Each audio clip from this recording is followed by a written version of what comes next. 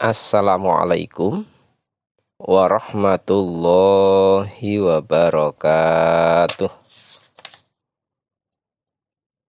Marilah kita awali kajian kita dengan baca basmalah bersama-sama.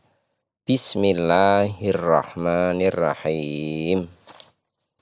Alhamdulillahirabbil alamin wal aqibatu lil muttaqin. Asyhadu an la ilaha illallah wa asyhadu anna Muhammadan abduhu wa rasuluh. Allahumma sholli ala Muhammad wa ala ali Muhammad, amma ba'du.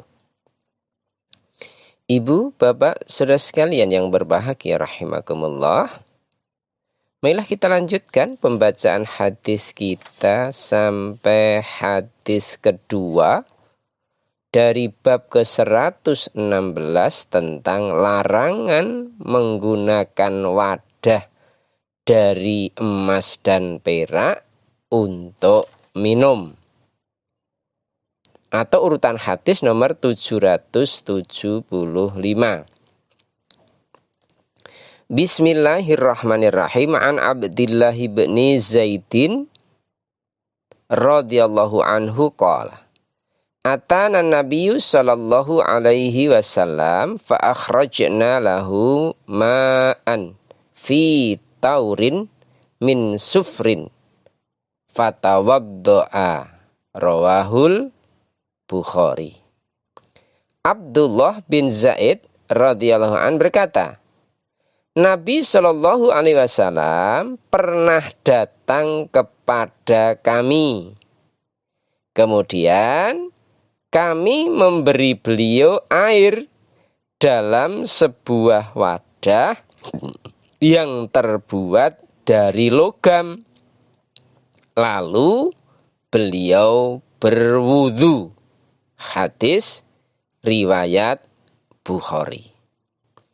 Pelajaran hadis diperbolehkannya menggunakan tempat air yang terbuat dari logam untuk berwudu dan lainnya. Ibu, bapak, saudara sekalian, bahwa dalam bab ini kita diberikan tuntunan oleh baginda Rasulullah Muhammad sallallahu alaihi wasallam berkait dengan tempat atau wadah yang digunakan, dari apa saja yang boleh digunakan. Yang hadis pertama kemarin berasal dari batu. Ya. Ketika waktu sholat tiba, orang-orang yang rumahnya dekat berdiri dan pulang untuk berwudu di rumahnya. Sedangkan sebagian orang tetap tinggal di tempat. Lalu disediakanlah kepada Rasulullah SAW sebuah wadah air yang terbuat dari batu. Kemudian beliau berwudu dari tempat itu. Artinya wadah yang berasal dari batu itu boleh dipakai untuk berwudu. Nah, bagaimana hubungannya dengan larangan menggunakan wadah dari emas dan perak untuk minum? Nanti akan disampaikan pada hadis-hadis berikutnya. Dalam hal ini, tuntunan untuk kita adalah wadah air yang akan digunakan untuk berwudu bisa atau boleh dari batu. Kemudian hadis yang kedua ini boleh berasal dari logam, besi, aluminium, dan seterusnya. Sehingga disinilah pelan namun pasti baginda Rasulullah menuntun kita, memberikan tuntunan kepada kita. Jangan sampai kita nanti melakukan terhadap sesuatu yang tidak diperbolehkan. Salah satunya nanti menggunakan wadah dari emas dan perak untuk minum. Untuk minum tidak boleh. Karena apa? Ya tentu nanti karena itu sesuatu yang berlebihan, ya berlebihan. Bahkan pada hadis-hadis yang berikut sebelumnya telah kita baca, orang laki-laki tidak boleh memakai emas, perhiasan emas, tidak boleh. Ikuti saja, ya ikuti saja.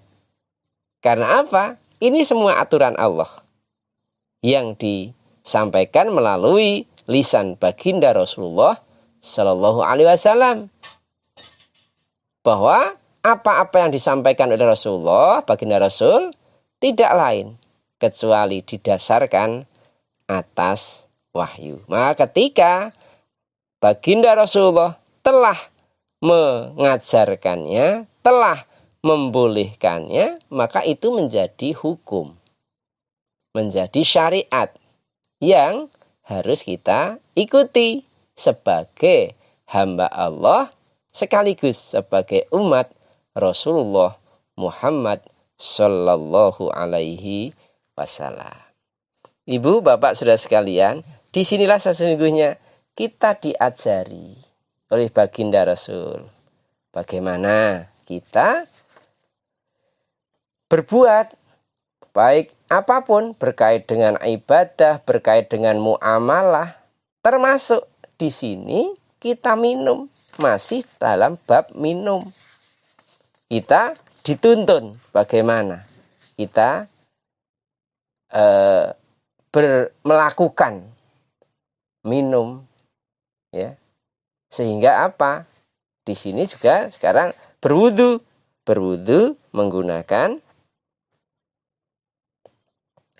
tempat atau wadah yang terbuat dari batu atau dari logam. Sekali lagi, apa-apa yang telah dituntunkan itu untuk diikuti. Sami'na wa ata'na kita itu sebagai orang yang beriman akan terlihat di sini. Nanti akan ke semua kegiatan, lini kegiatan, aktivitas kehidupan kita. Itu dituntun oleh agama. Karena apa? Dunia bukan tujuan. Dunia ini bukan tujuan. Dunia ini untuk menanam kehidupan kita yang sesungguhnya nanti di akhirat, yang keadaannya khairun wa abqa. Khairu wa abqa. Khairun, lebih baik. Wa abqa, dan kekal. Lebih baik dan kekal, itulah yang dituju. Maka Allah sedemikian rupa memberikan suatu syariat, suatu tuntunan untuk memastikan bahwa kita itu nanti akan sampai pada tujuan akhir itu. Tujuan akhir yang penuh dengan kenikmatan, yang penuh dengan kemuliaan, yang tidak akan berakhir, wa abqa, kekal. Sehingga kita dituntun pola pikir kita, perasaan kita, ya, semangat kita, bagaimana kita bisa menjalani kehidupan ini dengan cara yang benar. Kita dituntun bagaimana kita makan, bagaimana kita minum, bagaimana kita berwudu, bagaimana kita bertetangga dan seterusnya. Sehingga sekali lagi, Nabi berwudu menggunakan wadah yang terbuat dari logam. Artinya diperbolehkannya menggunakan tempat air yang terbuat dari logam untuk berwudu dan untuk kegiatan lainnya. Kalau untuk berwudu saja boleh, tentu kalau untuk mandi, untuk mencuci dan seterusnya lebih boleh. Hierarkinya kan begitu. Untuk ibadah saja boleh, apalagi untuk kegiatan yang yang lain. Di sini akhirnya kita bisa menangkap betapa setiap apa yang disampaikan oleh baginda Rasul itu menjadi risalah, di mana risalah itu yang harus kita ikuti. Semoga Allah merahmati kita semuanya. Kita akhiri subhanakallahumma wa bihamdika asyhadu an la ilaha illa anta astaghfiruka wa atubu ilaik. Alhamdulillahirabbil alamin. Assalamualaikum warahmatullahi wabarakatuh.